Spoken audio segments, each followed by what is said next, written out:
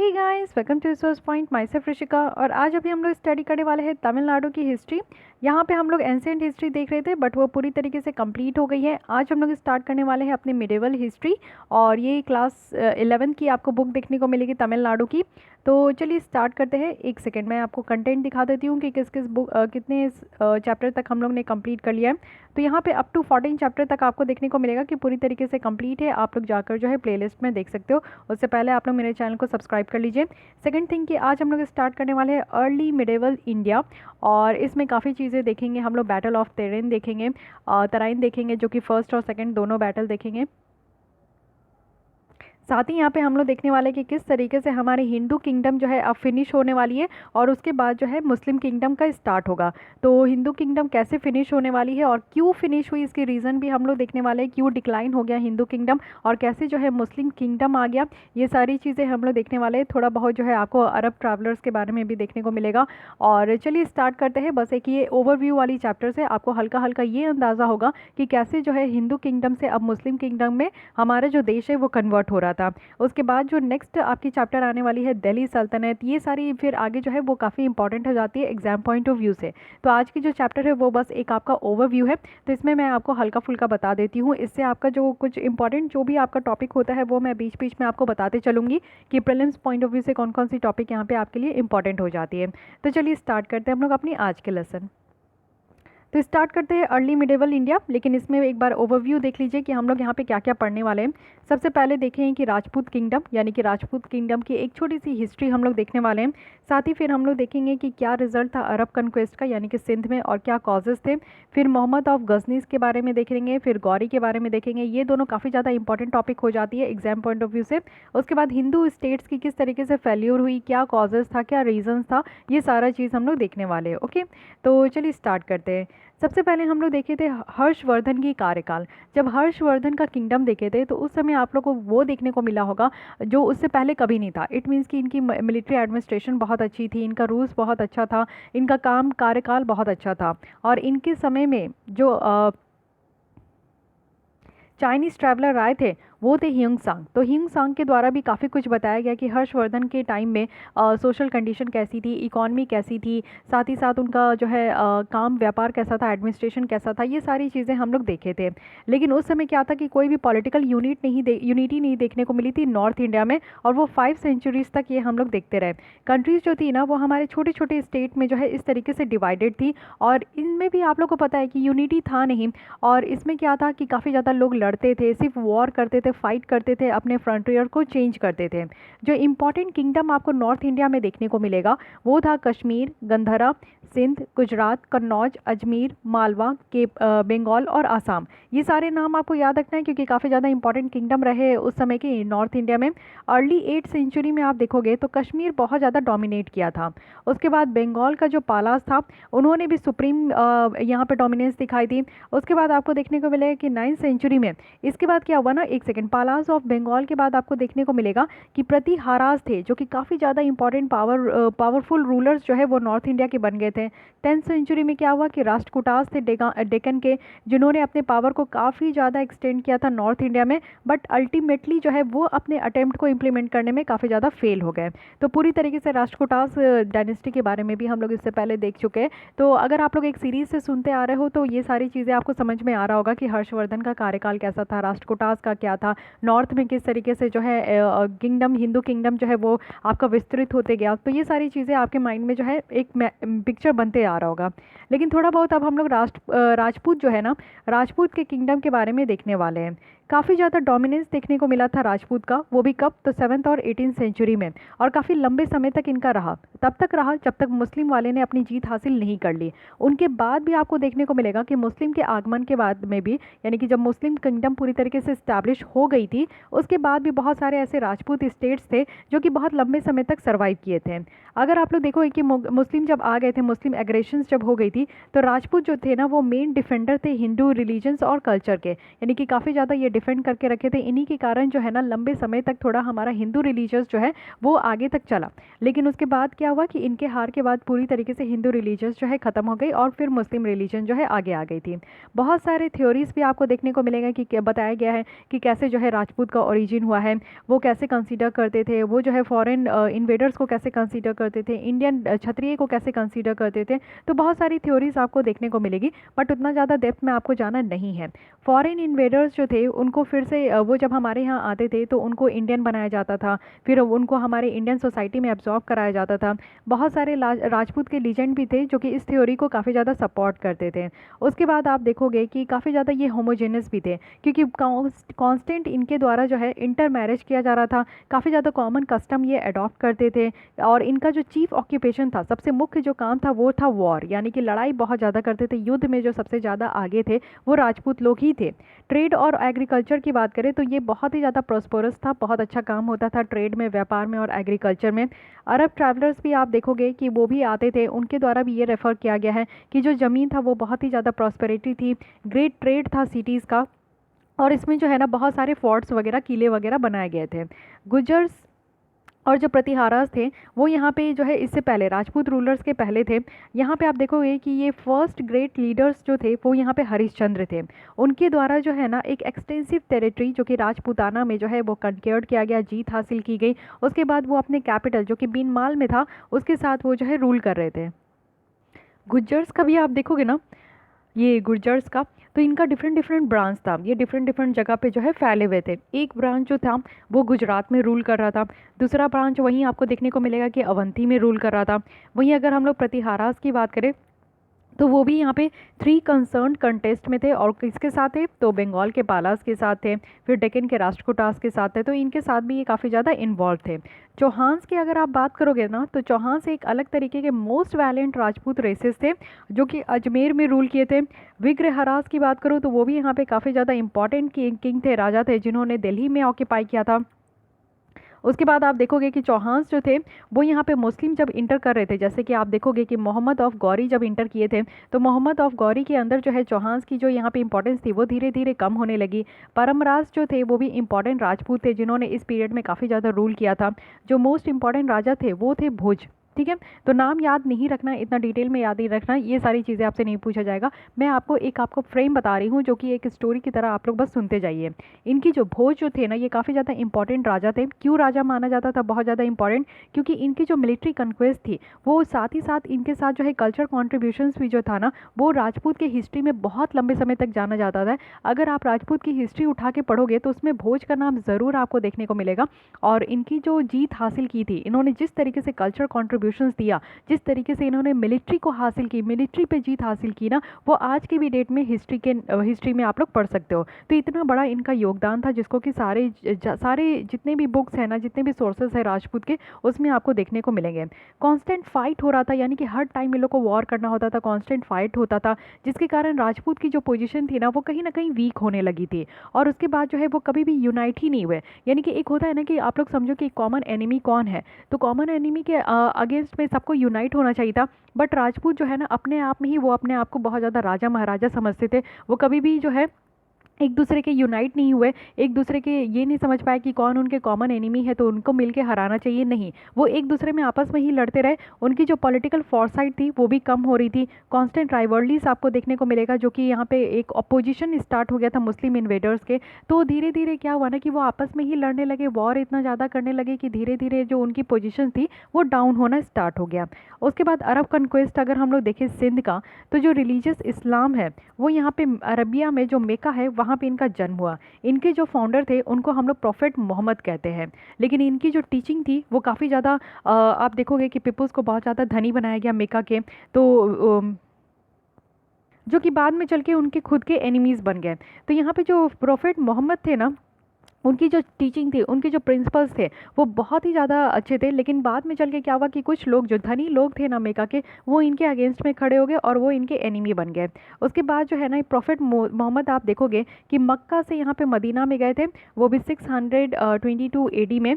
और फिर इसका स्टार्टिंग पॉइंट आपको देखने को मिलेगा कि उस समय से जो है मुस्लिम कैलेंडर की स्टार्टिंग हो गई थी, यानी कि मुस्लिम का आगमन हो गया था, मुस्लिम की चर्चा जो है स्टार्ट हो गई थी। उस मुस्लिम एरा को हम लोग जो है ना हिज्र कहते हैं। ओके, 8 ईयर्स के बाद आप देखोगे कि फिर जो है ये प्रॉफिट मोहम्मद जो है वापस ये मेका गए अपने फॉलोअर्स के साथ। फिर कुछ समय के बाद जो है इनकी मृत्यु हो गई थी। जो मोहम्मद के फॉलोअर्स थे ना, उनको हम लोग कैलिफेट कहते हैं। जैसे कि आज की भी डेट में आप लोग सुनते हो कैलिफेट वगैरह, तो ये जितने भी मोहम्मद के फॉलोअर्स थे उनको कैलिफेट कहते हैं। यहाँ पे आप देखोगे कि यहाँ पे दो तरीके से आपका डिवाइड है, उम्मयाद से और अब्बासिद से। तो अब्बासिड्स और उम्मयाद जो है इनको एक साथ जो है कैलिफ्स कहते हैं।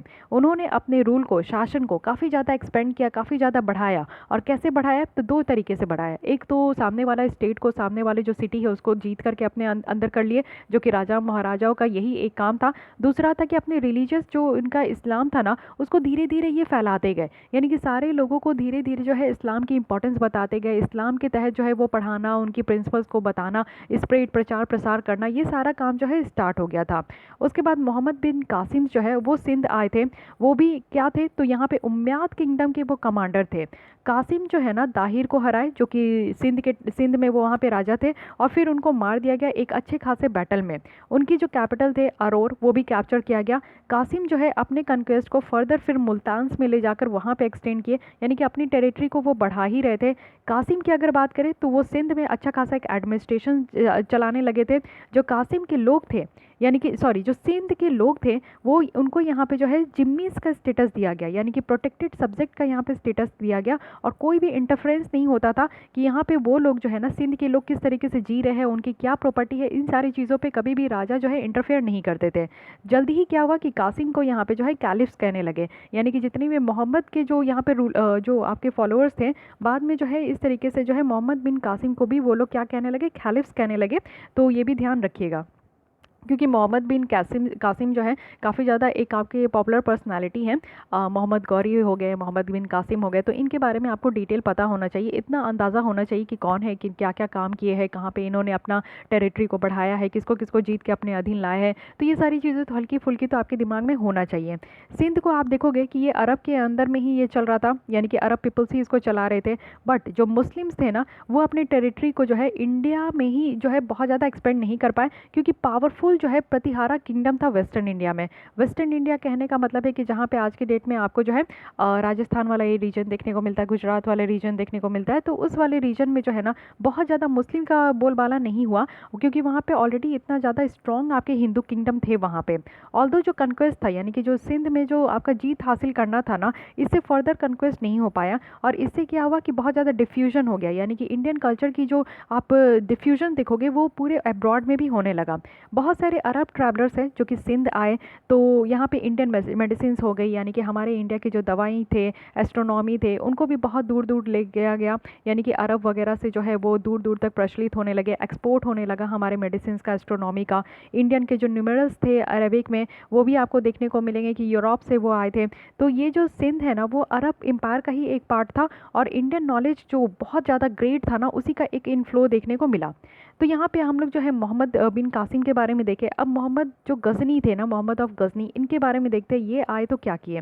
अगर आप देखोगे तो 9th सेंचुरी के एंड तक जो अब्बासिद जो कैलिफर थे वो पूरी तरीके से ख़त्म होने लगा, ठीक है। और जो टर्किश गवर्नर थे वो अपने खुद के इंडिपेंडेंट किंगडम, यानी कि स्वतंत्र राज अपना जो है वो इस्टेब्लिश किए। और जो खलीफ थे वो यहाँ पे सिर्फ रिचुअल अथॉरिटी था, यानी कि सिर्फ इनको पढ़ा जाता था, माना जाता था, और इससे ज़्यादा कुछ नहीं। इसमें से आप देखोगे कि अल्पिडिक था, जो कि उनका कैपिटल जो था ना वो आपका गजनी का था। उनके जो सक्सेसर थे, फिर इनके जो है सन इन लॉ आए जो कि सुबुक्तिगीन थे। अल्पिदीन किया यहाँ पे जो है, उसके बाद सुबुक्तिगीन आए, जिन्होंने इंडिया को जीत हासिल करने के लिए वो चाहते थे कि इंडिया के ऊपर जीत हासिल करे। और कौन से रीजन में? तो नॉर्थ वेस्ट वाला रीजन में, जहाँ पे आपका राजस्थान और गुजरात है। उसके बाद जो है धीरे धीरे वो पेशावर को जो है जयपाला से कैप्चर किए। फिर उनका रेड्स जो है ना वो ज़्यादातर नहीं, ज़्यादा इफेक्ट नहीं देखने को मिला, यानी कि वो जो अपना चढ़ाई करते थे और रेड्स करते थे अपना जो है उस जैसे रेड्स करना मतलब क्या होता है, जैसे उस समय का क्या था, डिफरेंट डिफरेंट सिटीज़ में जाना, वहाँ पे वॉर करना और उस सिटीज़ के राजा को हराकर उस सिटीज़ को अपने अधीन ले आना। तो ये काम करते थे। फिर यहाँ पे उनके बाद जो है ना महमूद के बाद ये सक्सीड किया गया। देखिए ये सारी चीज़ें इतना याद करने की ज़रूरत नहीं है, मैं अभी भी बोल रही हूँ कि ये ओवरव्यू है, ठीक है। ये आपको कहीं से भी किसी भी तरीके से क्वेश्चंस बहुत ही कम है। बस यहाँ पे जो फेमस पर्सनालिटी है आपके मोहम्मद बिन कासिम, मोहम्मद गौरी, इनके बारे में बस थोड़ा बहुत आपको पता होना चाहिए। जैसे कि आप थोड़ा बहुत देख लेते हैं मोहम्मद जो गजनी के थे, गजनी, वो उनके बारे में देख लेते हैं। इसके इनके द्वारा क्या किया गया, सबसे बड़ा काम जो है ना, ये 17 रेड किए थे, यानी कि 17 बार जो है 17 सिटीज़ में जो है इंडिया में आए थे। और उस समय तक नॉर्थ इंडिया जो था ना वो छोटे छोटे हिंदू स्टेट में आपका डिवाइडेड था। जैसे कि आप लोगों को पता था कि यूनिटी नहीं था। फ्रंटियर ऑफ इंडिया में आप देखोगे तो हिंदू शाही किंगडम जो है वो एग्जिस्ट कर रहा था, जहाँ पे आपका पंजाब से लेकर काबुल तक तो जो है वो हिंदू शाही किंगडम ही आपका एक्सटेंड किया हुआ था। अदर इंपॉर्टेंट अगर किंगडम आप नॉर्थ इंडिया के देखोगे तो यहाँ पे कन्नौज था, गुजरात था, कश्मीर था, नेपाल था, मलवा था, बुंदेलखंड था, तो ये सारे थे। इनिशियल रेड यानी कि सबसे पहली चढ़ाई कहाँ पे किए, तो हिंदू शाही किंगडम के अगेंस्ट में किए, क्योंकि ये बहुत बड़े राजा थे और आधा से ज़्यादा जो नॉर्थ इंडिया था ना ये इन्हीं के अधीन में कब्जे में था। तो सबसे पहले जो यहाँ पे आपका गजनी के द्वारा क्या किया गया कि जो मेन पॉइंट है उन पे अटैक किया गया, यानी कि जो शाही किंगडम है हिंदू के उन पे अटैक किया गया, जिसमें कि यहाँ पे किंग जयपाल थे, उनको हराया गया इतने ईस्वी में। ओके, इनके हारने के बाद क्या हुआ कि जयपाल जो है अपने आप को ही इमोलेट कर लिए। इमोलेट कहने का मतलब है कि अपने आप को वो शहीद तो नहीं बोलेंगे, बलि बलि चढ़ा दिए। जस्ट बिकॉज क्योंकि उनको ऐसा लगता है कि उनके हार से जो है ना उनका बहुत ही ज़्यादा इज्जत चला गया, उनको बहुत ज़्यादा शर्म फील हो रहा था, तो वो अपने आप को ही बलि चढ़ा दिए। ठीक है, उनके बाद सक्सेसर कौन थे, तो अंधपाला थे। वो फिर यहाँ पे मोहम्मद के अगेंस्ट में वो फाइट करना स्टार्ट हुए, लेकिन क्या हुआ कि उनको भी हरा दिया गया। और हराया किस बैटल में था, तो बैटल ऑफ वाई हिंद में उनको हराया गया। जो यहाँ पे हिंद शाही कैपिटल थे, पेशवावर के नियर में थे, उनको यहाँ पे हराया गया। इस बैटल में जो अनंतपाल थे उनको सपोर्ट किया गया कन्नौज और राजस्थान के राजा के द्वारा। और इसके रिजल्ट में यहाँ पे जो आप विक्ट्री देखोगे कि वह हिंद में यहाँ पे जो मोहम्मद की विक्ट्री हुई थी, तो मोहम्मद ने जो है अपने रूल को कहाँ तक यहाँ पे एक्सटेंड किया था, तो पंजाब वाले एरिया को जो है ये अपने अधीन ले आए थे। तो आप समझ गए कि सबसे पहले गजनी जी क्या किए थे कि गजनी जी जो है ना यहाँ पे नॉर्थ इंडिया में जो हिंदू शाही किंगडम चलता था उसके अगेंस्ट में जो है उन्होंने यहाँ पे अपना रेट रखा। सबसे पहला जो था कि जितने बड़े किंगडम है, यानी कि नॉर्थ में आप देखोगे आधा से ज़्यादा जो था वो हिंदू शाही किंगडम के अधीन में सारा राज्य चल रहा था। तो वो चाहते थे कि उनको मार गिराना, उनकी जितनी भी टेरिटरी है उनको अपने अधीन लाना। तो सबसे पहले उन्होंने उनके साथ वॉर किया और उनको हराया। फिर उसके बाद जो है जयपाल थे, तो जयपाल को हराया। उसके बाद जयपाल के बाद अंडापाल आया, तो अंडापाल को भी हराया। और उसके बाद जो है इस तरीके से वो मेजर पार्ट जो नॉर्थ इंडिया के थे उनको अपने अधीन लेकर आए, पंजाब को भी अपने अधीन ले आए थे। तो ये चीज़ समझ में आया। फिर क्या हुआ कि धीरे धीरे वो और भी सिटीज़ में गए, रेड उनका चालू था, चढ़ाई उनका चालू था। वहाँ पे गए जहाँ पे रिच टेम्पल्स थे, नॉर्थ इंडिया के कुछ सिटीज़ थे जहाँ पे वो अपना जो है रेड करते थे। उसके बाद ये नागरकोट है पंजाब हिल्स में, थानेश्वर है जो कि दिल्ली के बगल में है, इन सारे एरिया को वो अपने अधीन ले आए थे। उसके बाद जो मथुरा की सिटी है उसको भी अपने अधीन ले आए, कन्नौज की भी सिटी को ले आए थे। राज्य पल्ला जो है बहुत ज़्यादा कन्नौज था, बाद में उनकी डेथ हो गई थी। फिर यहाँ पे मोहम्मद जो है ना फिर कालिंजार के द्वारा वो रिटर्न हुए थे और काफ़ी ज़्यादा वो धनी हो चुके थे, क्योंकि इतने सारे सिटीज़ को और इतने सारे रूलर्स को वो हरा कर अपने अधीन ले आए थे, तो वो बहुत ज़्यादा धनी हो गए थे। उनके नेक्स्ट इंपॉर्टेंट जो रेड था वो गुजरात के अगेंस्ट में था, जो कि काफ़ी ज़्यादा इंपॉर्टेंट आप समझ सकते हो। मोहम्मद जो है ना वो यहाँ पे मुल्तान से लेकर राजपुताना तक वो यहाँ पे मार्च किए और सोलंकी किंग जो भीम देवा फर्स्ट थे उनको हराया गया। उसके बाद जो है वो बहुत सारे टेम्पल्स को अपने अधीन लिए। फिर उसके बाद जो है वो सिंध डेजर्ट से होते हुए रिटर्न हो गए, लेकिन उनका जो लास्ट कंपेज था वो इंडिया में था। फिर मोहम्मद की जो मृत्यु हुई थी वो तो हुई ही थी, लेकिन उसके पहले जो है ना उन्होंने बहुत सारे राज्यों को अपने अधीन ले आया था। तो मोहम्मद गजनी का तो आतंक आप लोग देख लिए कि कितना ज़्यादा जो है ये कितना ज़्यादा पावरफुल थे, कितना ज़्यादा शक्तिशाली थे कि जो हिंदू शाही किंगडम थे उसको भी गिरा दिए थे। उसके बाद जो है धीरे धीरे जो है नॉर्थ वेस्टर्न की जो स्टेट थे उनको भी अपने अधीन में ले लिए थे। उसके बाद आप देखोगे, ये तो मोहम्मद गजनी जी के बारे में इतना तो आपको पता होना ही चाहिए, बहुत ही ज़्यादा इंपॉर्टेंट है। उसके बाद ये गुजरात वाला रीजन भी जो है धीरे धीरे वो अपने अधीन ले आए। उनकी जो अचीवमेंट थी ना वो जस्ट इसलिए थी क्योंकि उनका बहुत अच्छा खासा लीडरशिप था और रेस्टलेस एक्टिविटी थी, यानी कि वो जब तक वो काम नहीं करते थे, जब तक वो जो सोच लेते थे और वो सिटीज़ को अपने अधीन नहीं लाते थे, उस सिटीज़ के राजा को हराते नहीं थे ना, तब तक उनको चैन ही नहीं मिलता था। तो इस तरीके की एक्टिविटीज़ के कारण, इस तरीके के नेचर्स के कारण जो है ना वो इतने कम टाइम में इतना ज़्यादा जो है वो रिच हो गए, धनी हो गए। और उनको जो है ना इस्लाम का हीरो मानने लगे थे। यानी कि मिडाइवल हिस्ट्री में जो है आप मोहम्मद गजनी के बारे में तो ज़रूर पढ़ोगे, और इनको जो है ना यहाँ पे हीरो कहा जाता था ये। ओके, तो ये वाला बात हो गई। उसके बाद आप देखोगे कि इनके आर्ट एंड लिटरेचर का भी खूब शौक था, ये काफ़ी अच्छा खासा आर्ट एंड लिटरेचर पे यहाँ पे इंटरेस्ट देते थे। फिर शाह नवाब जो है इनके ऑथर भी थे। अल बरूनी जो है वो आपके मोहम्मद के कोर्ट में रहते थे, और उन्होंने फेमस यहाँ पे लिखा था किताब हिंद। तो ये कई बार पूछा जाता है कि किताब हिंद किन के द्वारा लिखी गई है, तो ये अल बरूनी के द्वारा लिखी गई है, ये आप लोग को याद रखना है। फिर उनकी जो जीत थी वो पंजाब में, मुल्तान में कम्प्लीटली जो है पॉलिटिकल सिचुएशन जो इंडिया की थी ना वो धीरे धीरे चेंज हो गई थी। फिर इनकी जो इनकर्शंस थी वो गैंगेटिक वैली में भी थी, और फिर उनका जो रिसोर्सेज ऑफ इंडिया था वो भी उनको ड्रेन कर लिए थे, क्योंकि कई बार वो चढ़ाई कर रहे थे। मीन्स हर एक स्टेट में वो धीरे धीरे आगे बढ़ते ही जा रहे थे, अपने जो राजस्व थे उनको वो बढ़ाते ही जा रहे थे। इंडिया की जो इकोनॉमिक रिसोर्सेज और जो मैन पावर थी, इनकी पॉलिटिकल फ्यूचर में बहुत ज़्यादा एडवर्स इफेक्ट देखने को मिला। जो हिंदू शाही किंगडम था वो यहाँ पे गेट ऑफ इंडिया को काफ़ी ज़्यादा गार्ड करते थे, फॉरेन इन्वेडर्स ना घुस सके, इसके लिए जो है हिंदू शाही किंगडम बहुत अच्छे तरीके से गेट ऑफ इंडिया पे वो तैनात रहते थे। मोहम्मद ने इसको भी डिस्ट्रॉय कर दिया, और इंडिया के जो फ्रंटियर्स थे वो यहाँ पे डिफेंसलेस हो गए, यानी कि अपने बचाव के लिए कुछ नहीं करते थे। इनका जो पंजाब में, अफगानिस्तान में जो गाजी का किंगडम का जो इंक्लूजन हुआ था ना, उससे क्या हुआ कि मुस्लिम की काफ़ी ज़्यादा जीत हो गई थी इंडिया में, और धीरे धीरे जो है मुस्लिम जो है अपने पैर पसारने लगे थे, यानी कि इस तरीके से जो है किंगडम बढ़ने लगा था। सबसे पहला जो इस्टेब्लिश किया गया था वो मोहम्मद गजनी जी के द्वारा ही किया गया था। उसके बाद अब आप देखोगे कि इनके बाद मोहम्मद गौरी आए, तो बचा कुचा काम जो है मोहम्मद गौरी जी कर लिए। गौरी जी जो है यहाँ पे स्टार्ट हुए और इंडिपेंडेंट, यानी कि जब मोहम्मद का यहाँ पे डेथ हो गया तो उसके बाद वो इंडिपेंडेंट अपना चलाने लगे। काफ़ी ज़्यादा वो एडवांटेज लिए थे जब यहाँ पे गजनवीद जो एम्पायर था, यानी कि मोहम्मद ऑफ गजनी का जो यहाँ पे एम्पायर था वो यहाँ पे पूरी तरीके से डिक्लाइन हो गया। फिर गौरी जी आगे बढ़े, और यहाँ पे मोहम्मद गौरी जो है ना पूरी तरीके से इंडिया में अटेंशन देने लगे। और उसके बाद आप देखोगे कि मोहम्मद गौरी कहाँ कहाँ एक कैप्चर किए थे, तो मुल्तान में कैप्चर किए। पूरी तरीके से जो सिंध वाला एरिया है, यानी कि जो आपका थोड़ा पाकिस्तान में आज देखने को मिलेगा, और इंडिया का जो पंजाब वाला एरिया है, पूरी तरीके से उसको अपने अधीन ले लिए। उसके बाद यहाँ पे पंजाब को तो अपने अधीन लिए ही थे, फिर वो ईस्टवर्ड चलने लगे सतलज जो रिवर है उसके साइड में, वहाँ पे भी वो वाली रीजन को भी अपने अधीन लेने लगे। अब आता है सबसे मोस्ट इंपॉर्टेंट बैटल ऑफ टराइन, जिसका आप लोग टाइम पीरियड देख लो 1191 से 1192। इट मीन्स कि एक साल का ये आपका बैटल था। यहाँ पे आप लोग देखो कि सबसे पहले ध्यान रखना है कि ये बैटल आपका किसके किसके बीच में हुआ। बैटल जो हुआ था वो पृथ्वीराज चौहान के बीच में और गौरी के बीच में हुआ था, ठीक है। और ये बैटल ऑफ फर्स्ट तराइन है जो कि आपका दिल्ली में हुआ था। तो यहाँ पे मोहम्मद गौरी जो है ना, यहाँ पे पृथ्वीराज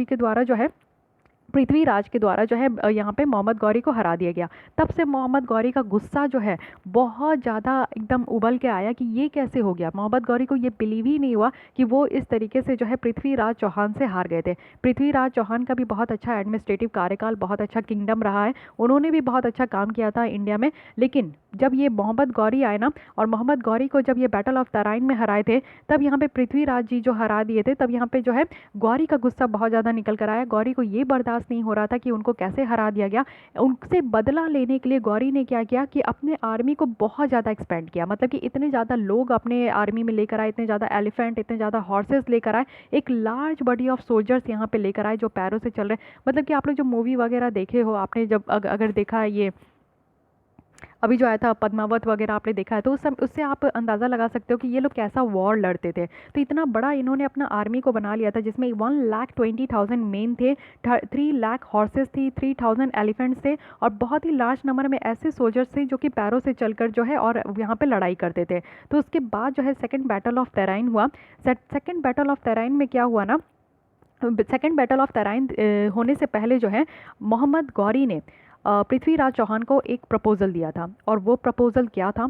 वो प्रपोज़ल था कि पृथ्वीराज को ये मानना था कि मोहम्मद गौरी जो है वो काफ़ी ज़्यादा सुप्रीम है, और वो जो है ना यहाँ पे मुस्लिम बन जाए। यानी कि पृथ्वीराज चौहान को यहाँ पे प्रपोज़ल दिया गया कि वो मुस्लिम बन जाए, हिंदू से मुस्लिम बन जाए। लेकिन पृथ्वीराज चौहान जो है ये दोनों प्रपोज़ल को रिजेक्ट कर दिए थे। तब मोहम्मद गौरी का गुस्सा और ज़्यादा बढ़ गया। उसके बाद क्या हुआ कि मोहम्मद गौरी ने इतने सारे अपने सेना वेना सबको लेके जो है ना वॉर के लिए आ गए, और सेकंड बैटल ऑफ तराइन जो हुआ था वो नेक्स्ट ईयर ही हुआ 1192 में, जिसमें कि मोहम्मद गौरी जो है इतने ज़्यादा आर्मी के साथ आएंगे तो ऑब्वियस है कि वो यहाँ पे जीतेंगे ही। इसको ऐसे डिसीजिव बैटल कहा जाता है क्योंकि गलत तरीके से वो जीते थे, लेकिन जीत तो हो गई ना। पहले के ज़माने में बस जीतना एक आपका जो है अल्टीमेट था, विक्ट्री माना जाता था। कैसे जीते, क्यों जीते, धोखा देके जीते, कैसे करके जीते, वो इंपॉर्टेंट नहीं था। तो यहाँ पे जो है मोहम्मद गौरी जी के द्वारा यहाँ पे जीत लिया गया और पृथ्वीराज चौहान को आखिर में वो हरा के ही जान लिए और उनकी टेरिटरी को अपने अंदर वो कैप्चर कर लिए। ठीक है, तो सेकंड बैटल ऑफ तराइन इसी तरीके से हुआ।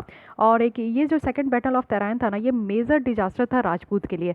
जो राजपूत का हिस्ट्री में बहुत बड़ा नाम था, आन बान शान था, वो धीरे धीरे जो है घटने लगा। और इसी तरीके से जैसे ही पृथ्वीराज चौहान की यहाँ पे हार हुई, उनकी मृत्यु हुई, उसके बाद जो है राजपूत पूरी तरीके से हिल गया था। फिर राजपूत किंगडम ने अपने आप को जो है संभाल नहीं पाया। उसके बाद जितने भी रूलर आए ना, वो राजपूत किंगडम को संभाल नहीं पाए, वो पूरी तरीके से गिर गए। और उसके बाद जो है मोहम्मद गौरी जो है वो रिटर्न हो गए गजनी। और यहाँ पे फेवरेट उसके बाद कौन आए, कुतुबुद्दीन ऐबक आए, जो कि फर्दर वो इंडिया में चढ़ाई कर ही रहे थे, वो यहाँ पे जीत हासिल कर ही रहे थे। फिर ऐबक जो थे ना, वो अपने पोजीशन को काफ़ी ज़्यादा कंसोलिडेट किए। फिर उनके द्वारा यहाँ पे दिल्ली, मेरठ, ये वाले जगह को अपने अंदर में लाए। उसके बाद धीरे धीरे जो अगल बगल वाला जो नॉर्थ इंडिया का जो आपका पोर्शन था, वो धीरे धीरे इनके अंदर में आता गया। तो इस तरीके से ये अपनी जो शासनकाल थे ना, उसको बढ़ाते गए। फिर अब यहाँ पे देखते हैं कि हिंदू किंगडम कैसे फेल हुआ। हिंदू किंगडम के फेल होने का कुछ पॉइंट्स आप लोग लिख सकते हैं। सबसे पहले तो है कि यूनिटी की बहुत बड़ी कमी थी, साथ ही साथ नॉर्थ इंडिया छोटे छोटे स्टेट में आपका डिवाइडेड था।